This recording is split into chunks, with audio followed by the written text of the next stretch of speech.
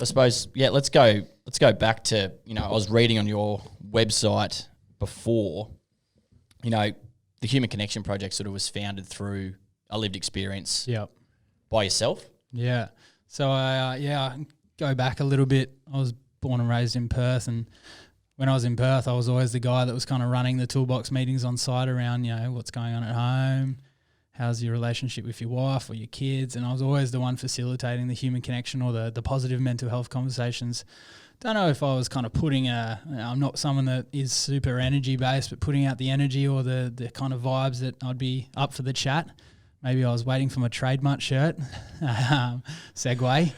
God, that must have been a fair while before trademark existed. Yeah, well, someone had to do it. But yeah, I kind of went through that, and then I moved to Brizzy for chasing the footy dream like everyone does, and then realising you're not that good.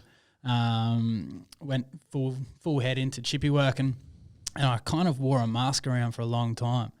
When I came over here, I was like, fuck, I've got to be this tough footy player who's come over here to chase the footy dream, so I can't just be this kind Is this playing rugby league, was it? Yeah. Yeah, right. Yep. So I was back on site, and I was kind of trying to be the tough guy, and then no one was sitting with me at Smoker. I was kind of a little bit isolated. I went from someone that was facilitating conversations around mental health and conversations around how your relationships are to being super lonely. And I kind of had this epiphany where one day I just ripped the metaphorical mask off, and I tell this story quite often. I was skipping down the hallways of a construction site in Carindale singing Whitney Houston, and suddenly everyone wanted to sit with me at Smoko.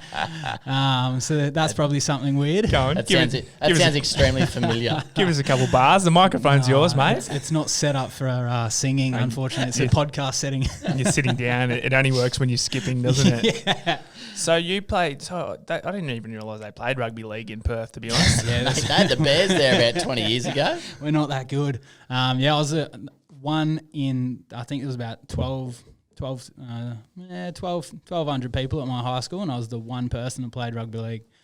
So it was a pretty isolated setting from the get-go. But, came over here and met probably, I don't know if there's a soulmate and a best friend or not, but yeah, definitely met Justin, and we kind of became inseparable. We met through footy, and I was working on his family construction site under Cullen Group for a while there. And it's kind of, we were both meant to go on this surf trip. We both kind of went, we're too busy.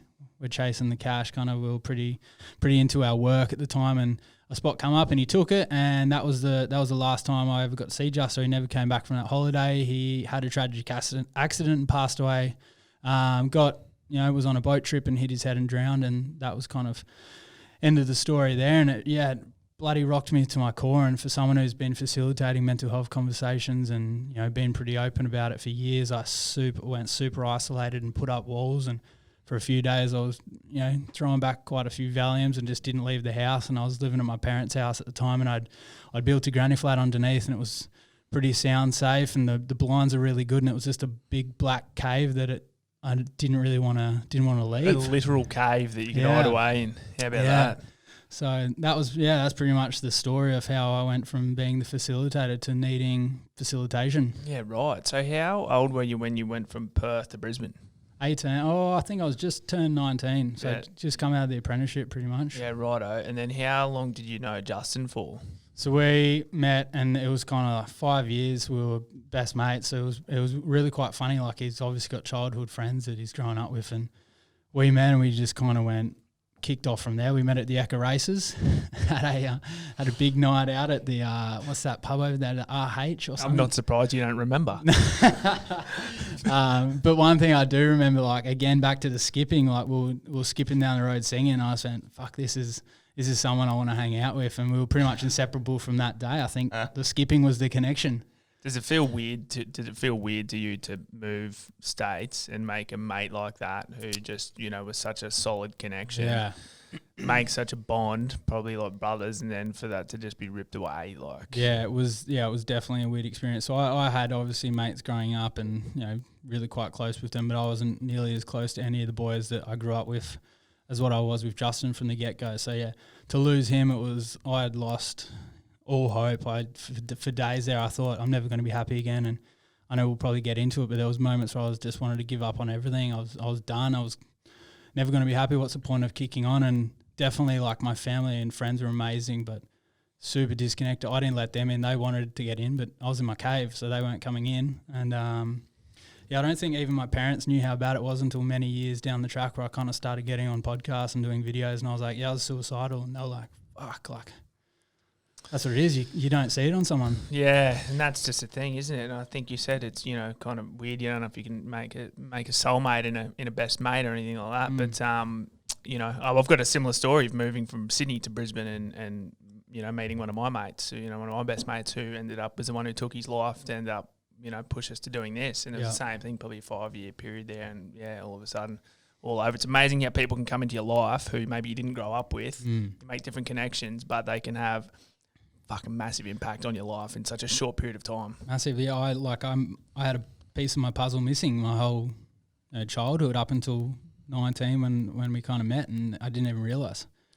Is that something you're grateful for? Massive. So for a while there, I went through the stage that most people go through with grief. I was like, oh, this is so unfair. Like, why me? Why Justin? Why us? Like, his family was in pieces. Like, it was just like just a really negative outlook on life. And then I kind of switched, and went through a massive personal growth stage where I was like, fuck, like, I got to spend 5 years getting to know probably one of the best people that's ever walked the face of the earth, and learnt so much of him. Pretty much everything I do now is a lesson that I learnt from him, either straight to my face or just through seeing his actions. He's a workaholic. He was always really integral, had a lot of integrity. It's probably his biggest value. And I guess that kind of just rubbed off on me. And my old lady tells so many stories where we'd come home and like we'd take 2 steps forward and then 3 steps back up the driveway trying to get back in after a night out, and like we'd be the exact same whether we were drunk or sober. And I said a speech like years and years ago. I was like, we were just so inseparable. It was no wonder we were both single, because we had no time to meet girls because we were too busy mucking around doing stupid shit that mates do. I guess we both probably felt like we'd missed out on things in having someone that close growing up, so we just kind of capitalised on our time. But definitely grateful for the years I had.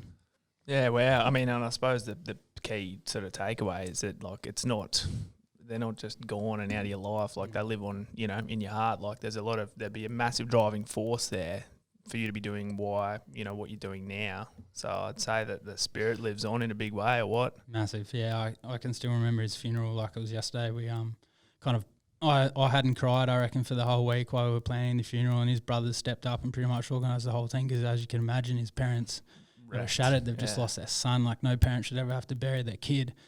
So the boys stepped up and organised, and we were kind of just pretty stoic through the whole thing. And then the moment you put your hand on someone's coffin and you make a promise to them to live on and do everything they wanted to do and live life and the values that they want to do. And I still remember putting my hand on his coffin. I was like, everything I do from now on will be for the two of us.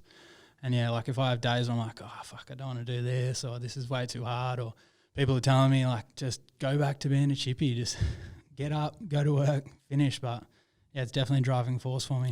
It's powerful, man. Yeah. Really powerful.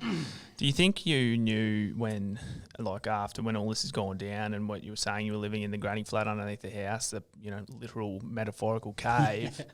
Did you know what you were feeling and experiencing at the time, or was it only in hindsight and looking back that you could figure out exactly how sort of bad you were?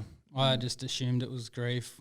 I kind of just thought this is what grief must be for everyone, but yeah, it's not until hindsight, and I think this is the problem we're all trying to tackle, that you can never self-diagnose yourself. You've got a toothache, you go on Google and look at your symptoms. You've got a sore knee, your doctor Google it. But with mental health, like, I had no idea I had depression. I had no idea that, I thought about these suicidal tendencies, but I never thought that I would actually act out on these, and I didn't understand the concept of the chemistry in my brain or what I could do in my own life to fix it.